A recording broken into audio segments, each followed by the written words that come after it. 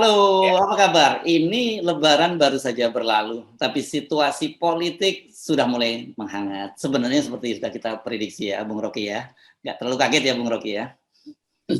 iya, itu dari semester lalu kita bikin prediksi dengan variabel yang kuat untuk memperlihatkan saling makan-memakan di istana. Ya, Waktu ya, itu kita masih pakai istilah saling agitasi dan saling amputasi ya, di ya. istana. Sekarang mulai terjadi itu. Yang kira-kira bakal diamputasi pertama ini adalah Erlangga Hartarto Golkar. Nah, itu konteksnya yang selalu orang nuduh kita kompor. Enggak, kita cuma menganalisis, dan kemampuan analisis kan memerlukan ketajaman menginterpretasikan fakta dengan logika yang kuat. Jadi FNN selalu hanya bikin analisis, bukan ngomporin. Kalau terjadi ya itu karena ketepatan metodologi aja tuh. Ya, ya. Dan sekarang juga masalah-masalah besar kita ada di depan mata, dan kita mau coba lihat apakah dengan masalah-masalah ini 2024 masih bisa diagendakan secara normal, atau kita mesti justru berpikir keadaan yang abnormal, kan begitu kan. Ini juga bahasa beginian nanti si Cebong mulai lagi ini provokasi. Enggak, ini bahasa biasa aja.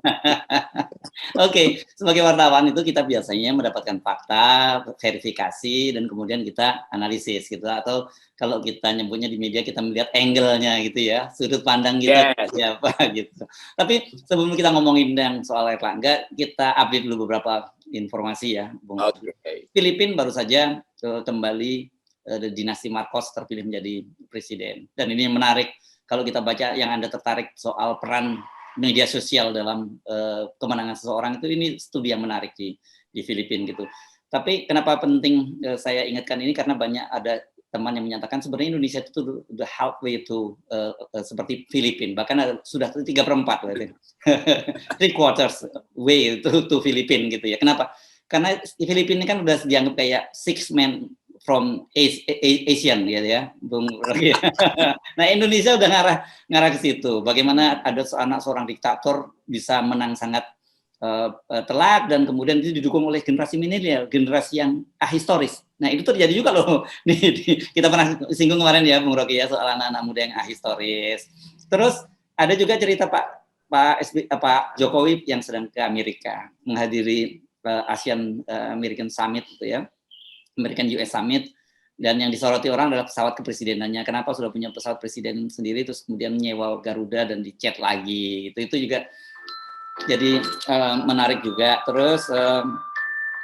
Terus yang lain juga kita soroti itu soal, saya kira yang pasti soal ini ya, soal tadi Pak Erlangga ya, Erlangga Hartarto yang disebut-sebut bahwa bakal dikudeta. Nah, saya kira kita nanti ini yang akan jadi bahasan utama kita, Bung Rocky ya. Kenapa dan apa sih yang terjadi dan untuk kepentingan apa gitu.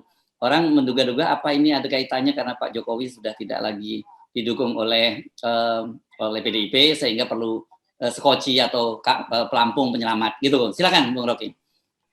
Ya, kita coba hati-hati ya mengulas ini semua, karena ini sangat peka. Mengingatkan kita pada peristiwa 98, Pak Harto pergi ke luar negeri dan pulang-pulang terjadi reformasi. Pak Harto masih di Mesir waktu itu, terus jadi kritis kabinet, kan sama aja. Kabinet kritis ketika presiden ada di luar negeri, dan briefing presiden di atas pesawat itu justru menyebabkan reformasi dipercepat. Ini kita cuma mengingatkan sejarah.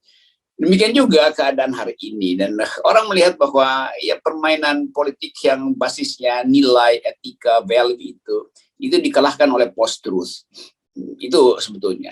Jadi terpilihnya tadi anaknya Marcos itu juga akibat dari big data sebetulnya kan, karena permainan sosial media itu. Jadi seolah-olah politik itu bisa dikendalikan hanya dengan hobi 2-3 orang untuk kutak-katik statistik, lalu dipromosikan melalui segala macam sosial media, lalu jadilah.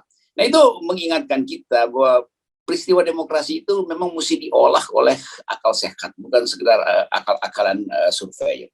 Itu poin pertama. Yang kedua adalah di sekitar kita juga masih di ASEAN, itu ada soal Filipina, ada soal istana yang kemudian kehilangan raja paksa.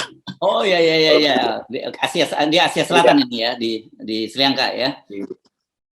di Sri Lanka tuh presidennya, dan satu paket dengan dia perdana menteri segala macam itu akhirnya mundur tuh karena tekanan ekonomi sebetulnya tuh. Dan Jadi rumahnya Bung, proses mundurnya yang menarik, bagaimana rakyat marah menyerbu rumah-rumah mereka dan dibakar itu rumah-rumahnya. Itu kan kita pasti nggak menghendaki yang semacam itu ya. Ini sinyal lah yang mesti dibaca. ya itu kemarahan publik memang nggak bisa dicegah oleh headline media aja tuh. Juga begitu waktu Marcos kan tiba-tiba istana Malacanang diserbu dan ditemukan di situ ribuan sepatu mewah dari Imelda Marcos itu. Nah kita nggak tahu, ada istana mungkin yang kalau diserbu nggak ada apa-apa, isinya cuma komik-komik doang. Nah, itu kita nggak tahu, itu cuman. Jadi bagian-bagian ini yang kita sebut sebagai evidence, fakta dalam sejarah yang kemudian mengingatkan orang bahwa sejarah bisa berulang dengan model yang sama itu. Nah, sekarang ada pertemuan di Washington antara Amerika Serikat dan companion dia di ASEAN itu, US Asian Summit itu. Pasti akan bicara soal dua fakta ini nih. Soal Filipina dan soal Raja Paksa tadi itu. Jadi semua hal sebetulnya akan jadi point of interest karena Amerika berupaya untuk mengkonsolidasi demokrasi justru di Indo-Pasifik. Kan itu intinya kan. Sementara di Indo-Pasifik sudah ada dua kasus yang berlangsung secara tidak demokratis. Satu, pemerintahannya itu gagal memberi semangat demokrasi dan keadilan pada rakyat, lalu muncullah otoritarianisme itu. Jadi soal-soal semacam itu tuh, ini yang akan jadi background sebetulnya dari perginya Presiden Jokowi. Nah di dalam negeri Presiden Jokowi pergi dengan meninggalkan bom waktu, yaitu soal Golkar. Dan saya kira mungkin Presiden Jokowi juga udah tahu dari awal lah apa yang mesti dia lakukan nanti itu. Tapi seperti biasa kita tahu ada operatornya. Pasti Pak Luhut yang bersiap-siap untuk, oh gampang Pak, nanti saya monitor terus dari Washington apa yang terjadi di Jakarta, yaitu terutama Erlangga. Tapi sekali lagi saya anggap bahwa Pak Erlangga memang akan jadi sasaran karena sebetulnya ide 3 periode itu kan Erlangga hanya mengucapkan ulang, membaca kira-kira keinginan Presiden Jokowi lalu dia ucapkan 3 periode itu. Ya ternyata berbalik, lalu dia terpaksa disalahkan itu. Demikian juga soal CPO, Erlangga sebenarnya kasih solusi rasional, jangan semuanya lah dilarang tuh. Tetapi orang-orang di sekitar presiden yang juga berupaya untuk cari muka yang menghajar Erlangga tuh. Jadi sekalian terjadi hari ini kita lihat koran Kompas memperlihatkan inside story sedikit-sedikit di situ. Tapi backgroundnya tetap itu persaingan di dalam kabinet. Dan itu berita bagus buat oposisi tuh. Karena sebentar lagi berantakan. Koran Tempo maksud Anda koran Tempo ya? Koran Tempo ya. Ya, oke. Nah ini menarik, coba kita fokus ke sini karena Anda sendiri kan sebenarnya sudah mengingatkan itu ya beberapa kali dalam perbincangan ini. Karena bagaimanapun juga Pak Jokowi ini kan dia kalau tidak lagi jadi presiden dia tidak punya bukan siapa-siapa lagi, ya hanya pensiunan presiden gitu. Beda dengan Pak SBY yang ketika pensiun presiden dia punya Demokrat. Kalau Pak Jokowi kan tidak punya PDIP itu tetap punya Bu Megawati gitu. Nah apa kaitannya ke situ ya, Bung Rocky?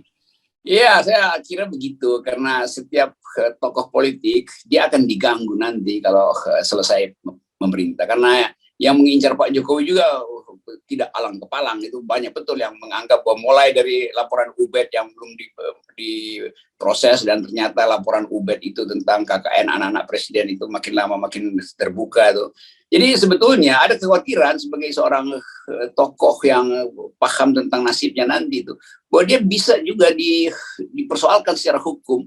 Nah karena itu secara normal tentu Pak Jokowi lengser ke Prabowo tentu dia ingin, tapi juga mesti ada skoci penyelamat. Nah satu-satunya yang mungkin ya kan kita hitung dulu mungkin PSI akan diambil alih oleh Pak Jokowi untuk jadi semacam backbone dia atau membackup pasca dia lengser, atau Golkar. Yang terjadi saya kira Golkar mungkin diincar sebagai ya skoci penyelamat lah untuk Pak Jokowi. Lain kalau Pak Jokowi itu betul-betul nggak ada problem selama 7-8 tahun. Nah, ini makin lama kan makin buruk pemerintahan Pak Jokowi.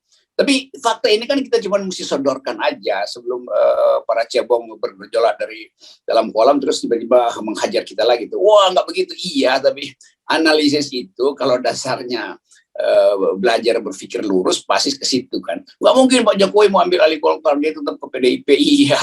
Tapi semua hal yang ada di belakang layar itu harus diterangkan dengan logika yang kuat. Jadi sekali lagi tema Erlangga ini sebetulnya adalah persekongkolan antara mereka yang membenci Erlangga karena jadi pesaing politik 2024 dan mereka yang ingin mengambil alih Golkar justru untuk kesempatan membujuk Pak Presiden supaya nggak usah ragu lah lakukan lakukan pembelahan di Golkar. Kira-kira begitu yang akan terjadi. Setiap berikutnya bisa kita bayangkan akan terjadi pembelahan di Golkar. Itu udah rumus yang biasa lah, gitu tahu kan. Ya. Oke. Dan memang gini, dari sisi itu banyak sekali saya tadi membaca ada beberapa apa sih dasarnya kemudian mengundang ke Erlangga yang dipakai yang paling mudah itu adalah alasan elektabilitas dari Erlangga gitu ya. Elektabilitas Erlangga tidak turun-turun, padahal Golkar perlu figur untuk Pilpres 2019 sebagai semacam kita yang disebut sebagai kotel efek gitu ya. Nah ini kan enggak kan memberikan kotel efek. Terus ada masalah-masalah hukum dan sebagainya. Tapi saya kira itu semua bisa dicari ya dalam politik ketika memang sudah target dulu ditentukan, kemudian risetnya apa baru dicari-cari dan itu pasti ketemu kan. Ya nanti belakangan akan disebutkan bahwa Erlangga itu yang pantas digusur karena Big Data mengatakan Erlangga tidak pantas jadi presiden. Kira-kira begitu. Jadi kesimpulan itu akan dibuatkan untuk membackup keputusan. Jadi kira-kira ya hal yang normal aja. Tapi yang tidak normal adalah keadaan kita sebetulnya yang terlihat bahwa intrik di dalam kabinet itu makin kuat dan makin dalam. Sementara keadaan ekonomi makin memburuk dan nggak ada yang peduli itu. Demikian juga keresahan mahasiswa dan buruh itu. Konsolidasi di daerah tetap terjadi, tapi pers tetap dikendalikan. Dan kelihatannya begitu, sama seperti Putin mengendalikan pers supaya jangan sebut bahwa dia itu melakukan invasi ke Ukraine gitu kan. Kan kemarin ada undang-undang khusus buat pers di Rusia yang melarang pers kalau beritain invasi Rusia, pers dalam negeri Rusia sendiri itu kena 15 tahun. Jadi begitu juga di kita, keadaan di daerah nggak bisa kita tahu secara sempurna kalau kita nggak bergaul dengan LSM daerah atau buruh daerah atau mahasiswa daerah. Jadi kelihatannya itu dua hal, seolah-olah Presiden Jokowi pergi ke Amerika dengan pencitraan investasi, tapi pasti Amerika tahu lebih dulu bagaimana kelakuan perbisnisan di Indonesia yang hanya dikuasai oleh konglomerat. Jadi hal-hal macam ini yang akan jadi mungkin Presiden Jokowi akan balik ke Indonesia tanggal 15 itu dan melihat bahwa makin berantakan. Jadi dari atas pesawat pasti ada laporan makin berantakan. Jadi panik lagi nanti. Itu juga berita baik sebetulnya buat mereka yang ingin mempercepat perubahan. Jadi semua hal yang kita analisis sebenarnya berita baik walaupun faktanya buruk. Ya, ini pertanyaan saya, akan berhasil tidak menurut Anda operasi menggusur Erlangga ini? Saya kira berhasil nih karena ini hal yang terpaksa mesti kita nyatakan akan terjadi pembelahan di situ tuh. Karena kan mesti ada yang dikorbankan soal CPO segala macam, soal 3 periode dan ya itu yang akan dimulai dengan melihat hasil survei kira-kira begitu. Tapi saya tahu Pak Erlangga kan orang yang juga mampu untuk melawan. Jadi sambil kita menganalisis kita komporin juga ke Pak Erlangga supaya lakukan strike back gitu. Kan sebetulnya kalau kita lihat secara objektif proposal Erlangga soal CPO itu proposal rasional tuh. Itu kalkulasi ekonomi aja lepas dari soal analisis kepentingan di belakang itu. Tapi Erlangga membaca pikiran Jokowi lalu dia sebutkan bahwa oke, jangan semuanya dinyatakan dilarang ekspor. Kan itu balancing antara kepentingan oligarki dan kemarahan presiden sebetulnya kan. Tapi kan berbalik isunya tuh, presiden mau ambil yang paling jauh supaya kelihatan nasionalistik. Jadi kita bisa analisis konflik istana dalam satu tema, yaitu sudah pada tidak sabar untuk mempercepat perubahan.